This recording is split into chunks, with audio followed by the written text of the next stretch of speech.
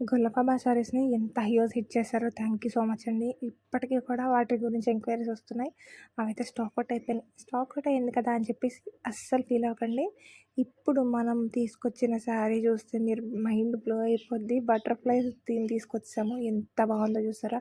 Pure అండి. వీటిలో replicas కూడా ఉన్నాయి. తక్కువ కాస్ట్‌కి వస్తున్నాయి కదా అని చెప్పేసి రెప్లికాస్ చూసి అట్రాక్ట్ అవ్వకండి. అస్సలు ఇది ప్యూర్ క్వాలిటీ జోయా శారీస్ అంటారు వీటిని.